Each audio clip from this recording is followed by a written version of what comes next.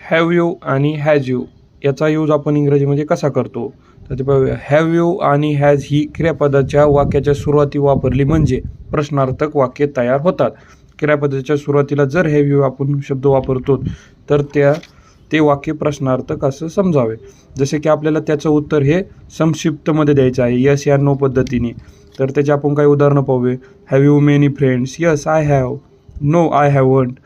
Has Sheela's blue eyes? Yes she has. No she हॅझंट.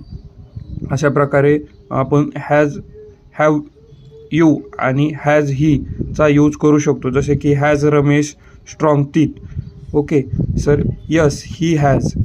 No he hasn't. आणि त्यासोबतच आपण असं पण एक संक्षिप्त रूपातून उत्तर न देता एक पूर्ण वाक्यात पण ॲन्सर देऊ शकतो. Yes he has a strong teeth. No he hasn't strong teeth.